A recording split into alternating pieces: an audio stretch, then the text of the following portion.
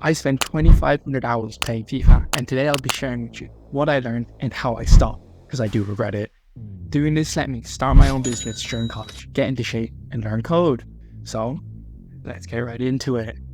Most young men that play games today don't realize that games can actually teach you lessons. They just don't learn the right ones. And it's likely the reason why you still play games day after day. I'm sharing this because I want to help as many students start a business as possible. And I think this is the beginning. Trying to fix addictions and ideas that have been with us for so long. And you guys know it better than me. So, the first one, you can get good at pretty much anything with time. This one was a pretty big revelation.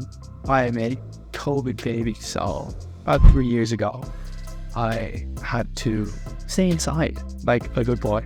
And guess what? I had lots of spare time, and I didn't do that learning code or starting my business as I did now or going to the gym. No, I played FIFA. And if anyone knows how it works, there's this thing called the Champions League. And the Champions League is very scary because you spend hours and hours now. Yeah, so I played all the way from end of 19, 20, 21, 22, give or take. And I was a top 1% player, and I was killing all of my friends. And anybody here that has played lots and lots of games will understand that fucking sucks. Okay? You just don't do that. You just don't. Yeah, so when you play a lot of hours in a game, you get good at it.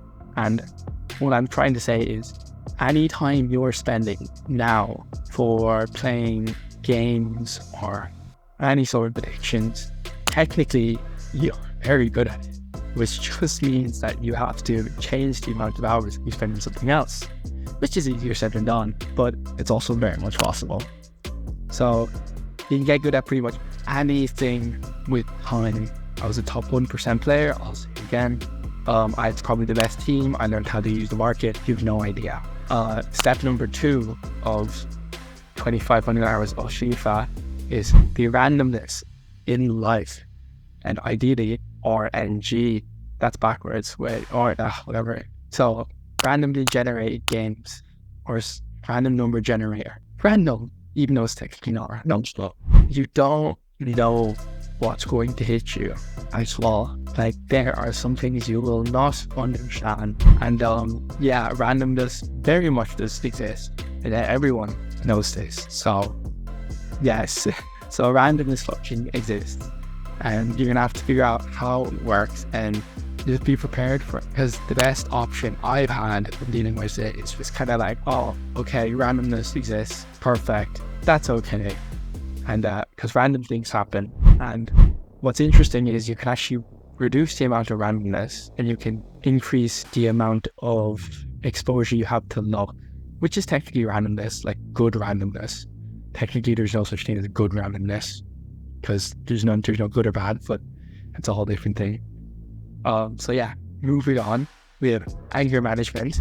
Anyone else here that does FIFA or Valorant or Siege or Fortnite, those were or Arc. Oh, don't even. That was tough. That was a tough time. That doesn't even count the other hours I have. Anger management is one of those bloody things where you just need to realize you're getting angry, and then you need to be like, right, come here, chill me out. I've broken controllers. I've broken this thing goes back about it now. Makes me die of laugh. And I've broken controllers. Broken TVs. I've smashed in my couch. And I found some things to break. I broke a lot of shit. But long story short, did that, and that's actually over now. Over and done with. I haven't gone angry in a long time. When you do it a lot, you kind of get used to it and you're like, I'm okay. No more angriness for me. So there's that. So try to control your anger. That's the main things that are very important. The next one is actually the money markets in FIFA. People don't really believe me, and I got made fun of a lot. That's okay.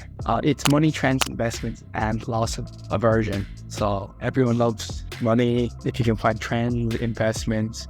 And it just taught me a lot about the human nature, which is so important in business. But you just saw some of the advantages people had when they knew the insider trading was so big. You could get the jump on investments, and then how people panic sold, and how people panic bought, and how you could work into the market and stuff. So important. When you stare, like I stared at graphs day in, day out, looking at stuff to invest in. And of course, that's not a real stock market, but it's close. No, it's not close.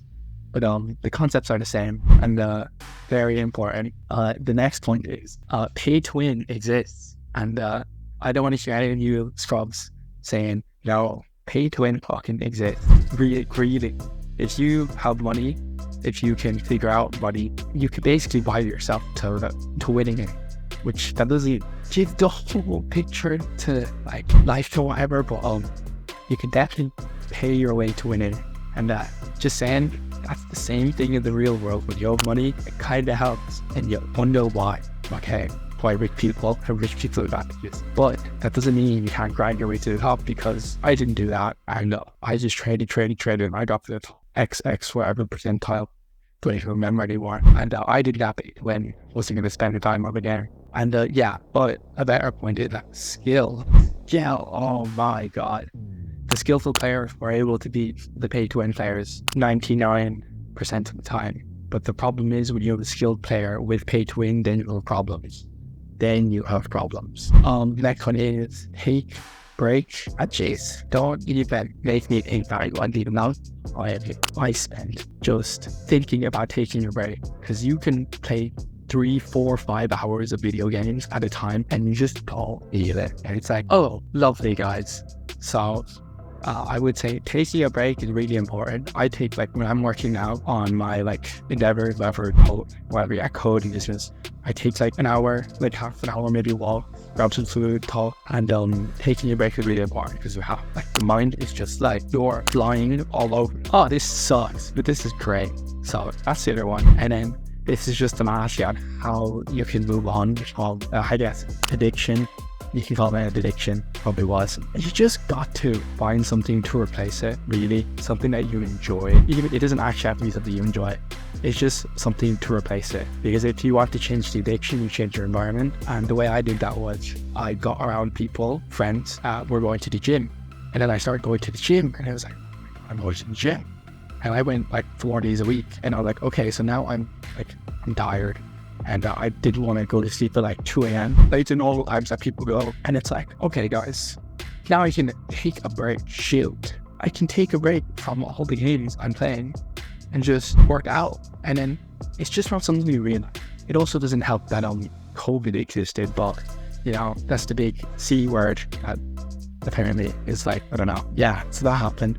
So I would recommend finding something to replace it that is really important, something you enjoy, that is productive, quote, or productive, depending on what you want, because technically everything's productive. If you want to become a professional FIFA player, I was on the right track. Yeah, none of that. Right, so this is me back at it again. See what happens. If you liked this video, subscribe underneath. I don't even know how to do this, but if you liked it, drop a sub, and see you again. See ya.